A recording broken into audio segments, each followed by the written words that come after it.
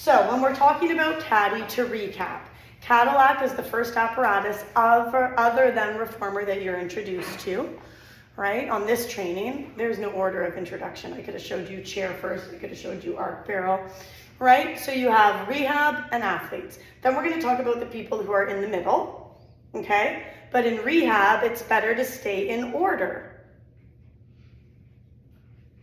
It's better to stay in that classical order I gave you. Now with athletes, you want to stay in structured flow. So structured flow is what? Lying to seated, seated to kneeling, kneeling to standing, standing to kneeling, kneeling to seated, seated to lying, right? It makes that infinity symbol. Right? And we learned in our Math Comprehensive that structured flow, according to Joseph Pilates, right? I've coined it structured flow. He didn't even call it flow. He just sequenced it that way because he was doing it from arising from the bed and getting up out of bed and how you walk through your daily life, returning to sleep in the bed at night, right? So now in the Cadillac, you've got someone who's athletic, you want to get them into the juicy stuff right away. The more you can do some of the inversions and, do parakeet and do airplane and candlestick, and that's what they're there for. Otherwise, why wouldn't they just take a reformer class or a mat class? And that's what I want you to start to piece together. If you had someone on the Cadillac and you put them through the Mat 100, is it wrong? Absolutely not. But why wouldn't you challenge them? You see how hard walking was with those springs? Yeah. We're gonna do heel beats today. We're gonna do crisscrosses today. Leg circles on those springs, way different than with the rope and the pulley system, right? So if you get someone who's athletic, move them through their warm-up pretty darn quick, make it challenging, and then get them kneeling, seated, standing, inverting, depending on their athletic level. Does that make sense? Okay, so when it comes to structured flow for all other apparatus, and you can write this on the side. I don't want you writing in the house, and you can write it in your notebook, and Rihanna will write it in on her own, is when it comes to other apparatus, even though there is an order,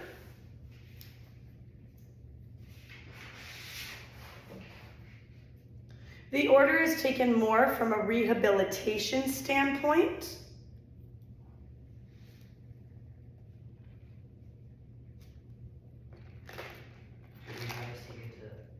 From a rehabilitation standpoint.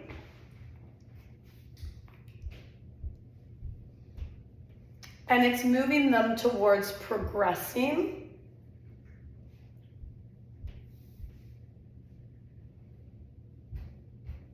to mobility and fluidity.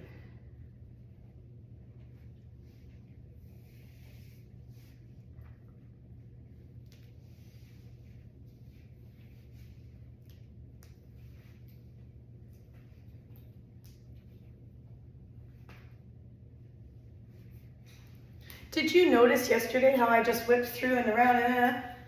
I just whipped through stuff. I was showing you stuff. I was not concerned about any kind of order, and I wasn't even concerned about the repertoire order I had printed you off to teach you today. I wanted to show you the versatility, the creativity, the dynamicness, if that's even an English word, of the Cadillac system. And unfortunately, because of lack of space here, you can do things off the tail end and the front end. You can mount and dismount. You can do chest expansion squats, single-legged squats, if you have the space. I will be sending those videos to you to observe. It's included as your self-study. Unfortunately, we don't have the room to practice. Steps, tail end, you might be able to. Yeah, I heard the back end. Yes, that's right. Right? Yeah. So then a studio owner like Nisha one day might want to buy a Cadillac, and because she's so smart and she's been trained up on Cadillac, she'll make sure that if she does spend $15,000, she'll have all the space around and height, Because she's not going to want to miss out on anything. Right? When I did my private with Monica, and she's got a beautiful space, it's a small space, she was moving it around. And I was so appreciative of that. Like she actually was physically moving. We moved the Cadillac so I could do certain repertoire. Yeah. But what a good master trainer to do that, because otherwise I would have missed out on something she wanted to take me through for my body. Right? So it's just to be smart. So that's the athlete, right? We know the rehab. Stay in building them from control into mobility to stability and strength, and then you can get into real repertoire. So let's talk about reformer now, right? So reformer is apparatus. It's under other apparatus, and we stick true to order in classical. Why? If I just said all the other apparatus, you don't. If I throw you on spring wall, there's no order. I can do whatever I want. If I throw you on the chair, there's no order. I can do whatever I want. Spine corrector, technically even caddy. So why with reformer are we sticking in this rigid, tough, militant, this is the way, don't deviate order? Why this?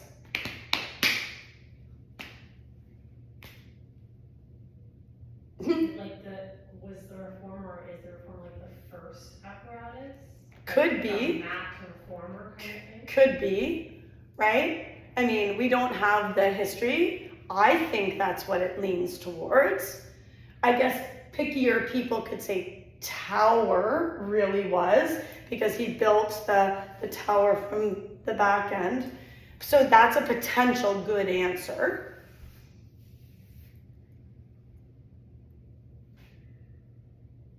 Think about what the chair looks like. You saw it out there, right?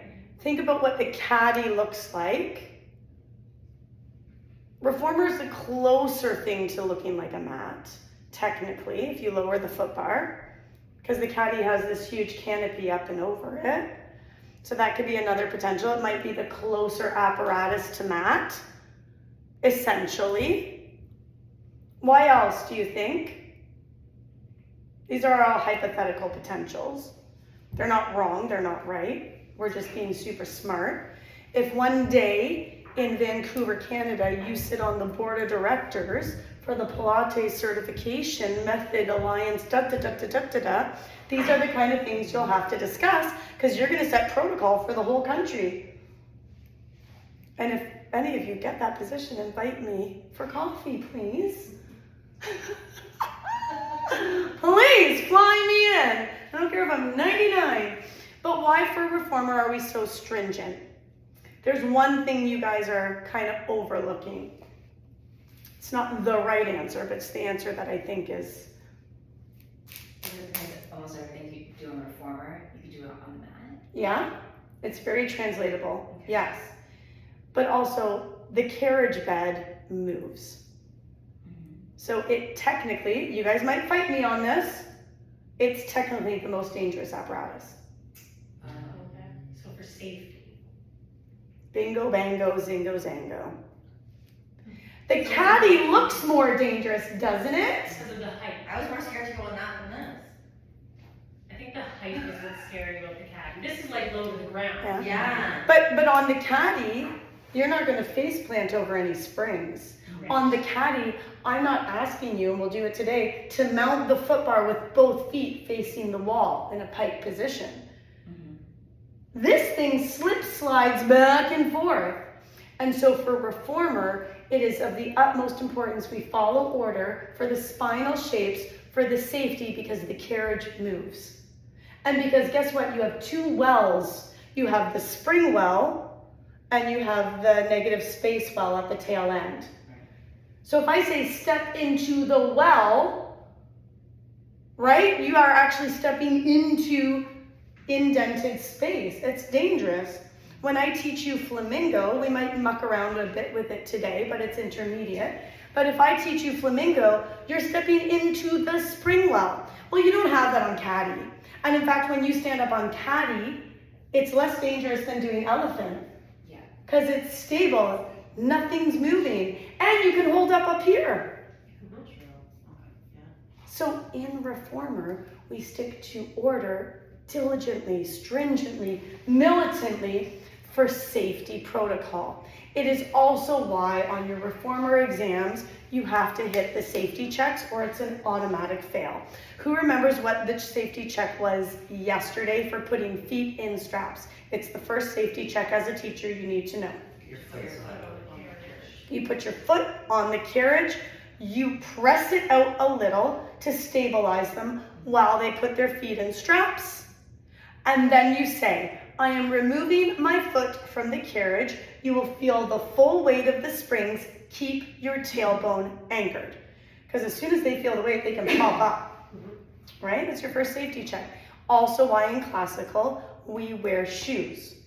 I was wondering that. Because we are putting our feet on equipment. And if I do that without a shoe and the student messes up and they pop that carriage, I just cut a toe or broken a toe or whatever, right? So I just want, because here's the thing, I want you guys to understand the whys. Understand the whys, understand the whys. Because it can be a little bit like, well, you told me to brush my teeth before bedtime, but now you're saying I can have a piece of cake. Like I'm telling you in classical, we stay in order, but now when I'm going to teach other apparatus, I'm saying you don't have to. There really is no order. Everything's translatable, everything's transferable.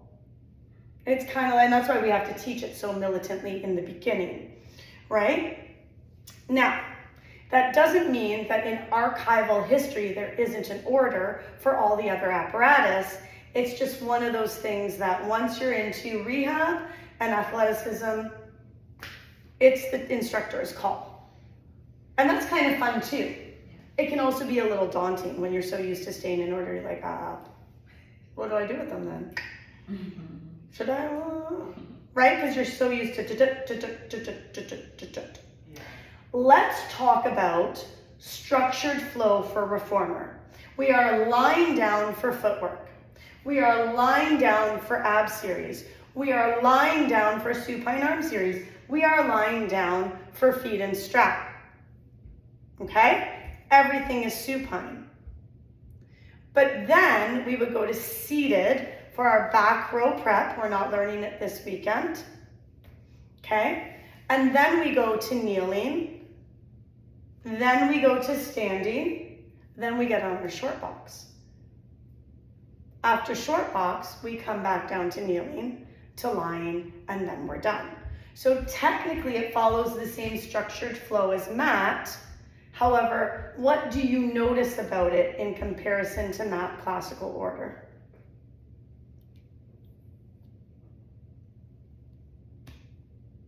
There's a lot more kneeling, maybe? I don't know. There's kneeling. Think about the triplets. What are we doing in the triplets?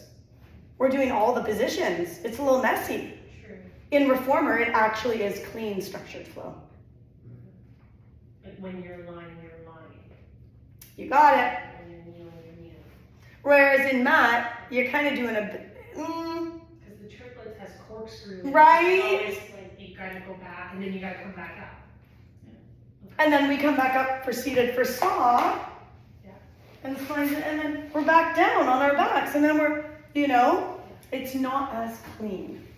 Right? So Reformer has very clean, structured flow.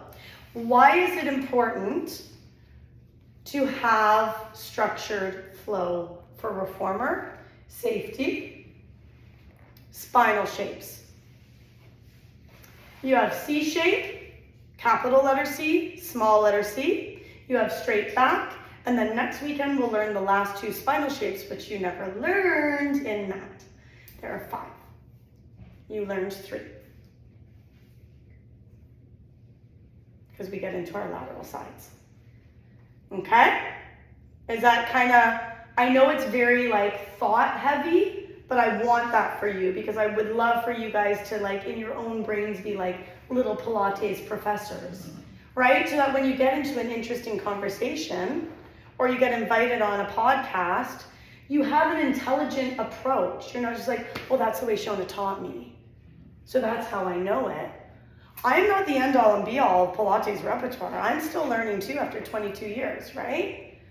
Like, the first time I started teaching Pilates was 18 years old. My first guide to fitness, I wrote at 16. It's hilarious. Shona's Guide to Ultimate Fitness. It's a flippy binder, pink, I remember, like fuchsia. Do you know? So I'm still learning too, but I want you to intellectualize it and philosophize it. So now, with that said, I want us to review the philosophy of teaching and the 6 core principles, because I want our friends who aren't with us, and Nisha didn't get this, I don't think, fully in her other trainings, I don't know, right? And it's fundamentally important for my trainings that this is tattooed on your hearts, your souls, your brains. So, if you flip to the beginning, under your 6 core principles, it will be in your history.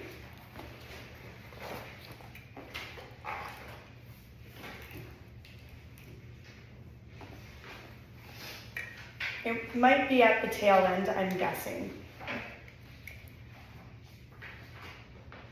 Do you want us to go to the new one that you gave us? Yeah, the new one. I have the old one too, but I want you to go to the new guy. Well, first of all, let's be real. Where do the 6 core principles come from? Return to life. That's where they come from. In your anatomy book and in other books and in contemporary, they have 8 core principles. You can research that on your own as to why if you're curious. If you're contemporary curious. I can speak to it if you want to ask me on the phone call. But on page 12 and 13, Return to Life, Contrology, we have the 6 core principles. Page 12, if you have it.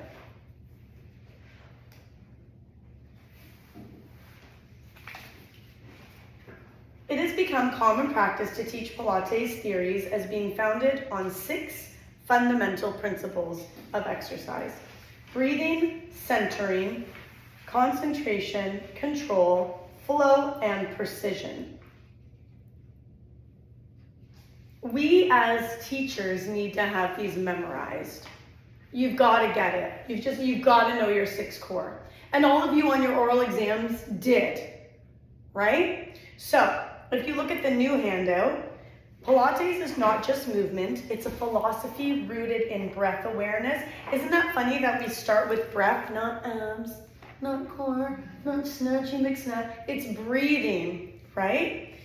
And intention. These 6 core principles are not only the building blocks of each exercise, but also guideposts for embodied living.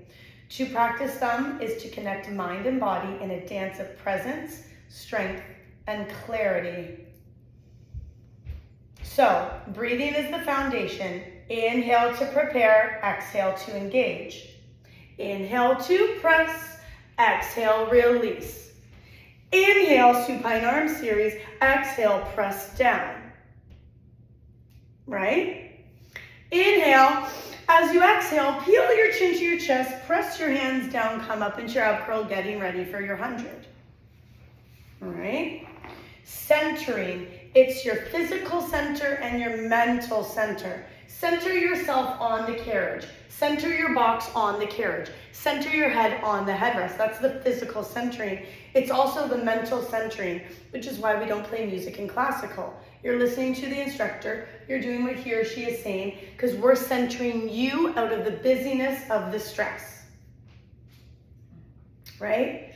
Concentration. How we get our students to concentrate is we can't overtalk them.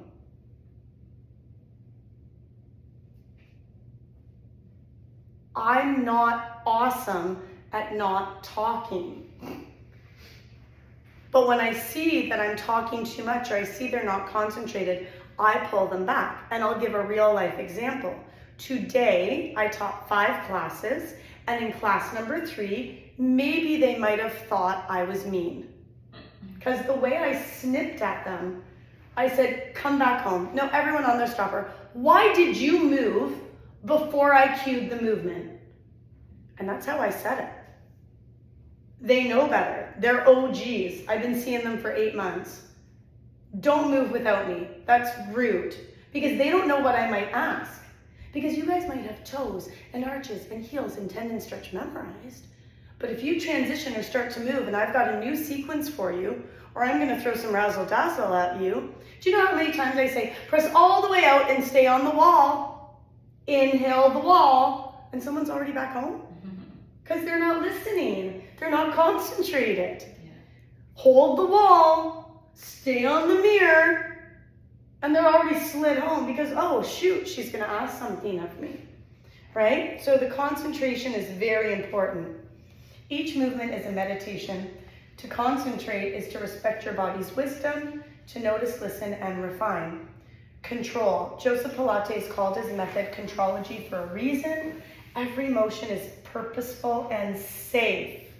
Circle the word safe. Through control, we prevent injury and cultivate mastery. Flow. Like breath, movement should be continuous. Did we do spinal waves yesterday? Has everyone other than Dana done spinal waves with me? Fantastic, they're on the docket today. Precision, the difference in detail, small adjustments. That's what Linda was speaking to when we were on the porch. Precision refines movement, creates balance, and elevates your awareness. We're not going to do the embodied reflection right now. In your manual, you got that nice printout of the 6 core principles. This one, I'll just hold it up for the camera. Memorize it, right? If it's not memorized, it's memorized. And technically, you should memorize it in order. On your oral exams, if you get it out of order, I don't care. I just want you to know the 6. But you should know breathing is first. That one you should nail. Now, let's go to philosophy of teaching, which may or may not be before. In my manual, I put it before.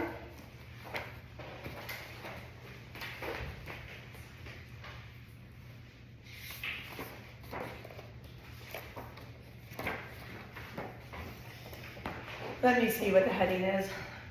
The new guys are a little...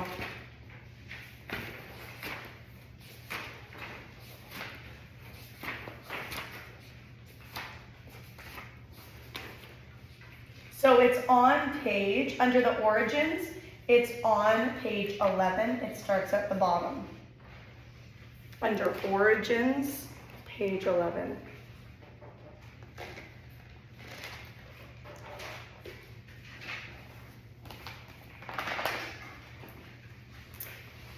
Are we found? Under origin. Yeah, so you've got this title, The Origins of Pilates, and it's got this cute little green leaf thingy. Okay. I have the history and philosophy. And then repertoire. It would be under history and philosophy, and it's one of the handouts called Origins. Oh. Yeah, and it's on page 11 at the bottom. Did you find it, Dana? Yeah. Yeah. Okay. That's all right. Is it on the page that we were just reading from? No. See, with the new guy, he's been doing it. Yeah. It does, but there should be 11 pages. Why do you have 2? I only have 2 as well. You only have 2 as well. So maybe you're missing the 11 page, huh? No, is this it? No, there you go, page 11, a teaching practice right there. So should I cut those other ones with this? No, right, this is okay, because there's a 2 page and there's an 11 page. See, yeah, you're on page 1. Oh, sorry. Oh, here. Okay. Yeah, everyone's good. All right, so let's talk about the teaching philosophy, because as fully trained teachers, you're gonna have to know your setup, right?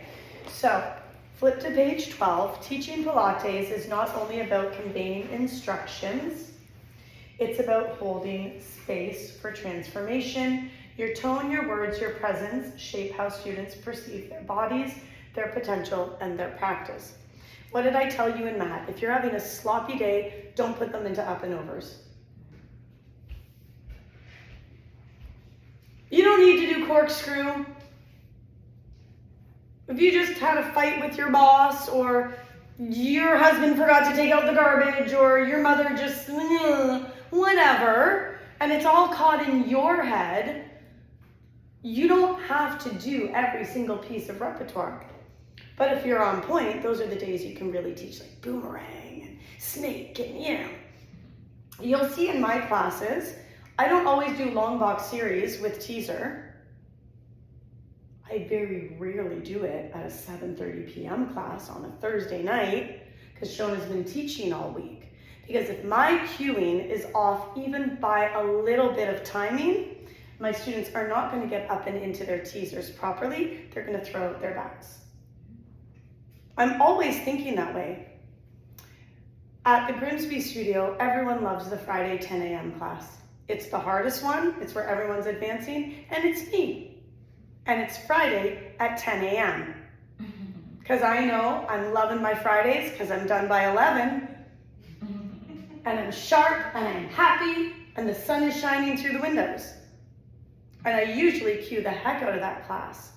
And they're the ones who've learned most intermediate repertoire, right? So also be respectful of yourself. So, guiding movement with clarity. When introducing an exercise, begin with simplicity. Name the exercise. Why do we name it as classically trained teachers? What do we want our students to become? More independent. We want them to not need us. We want them to want us. I want Shona's eyes on me. I don't need them because she trained me so well.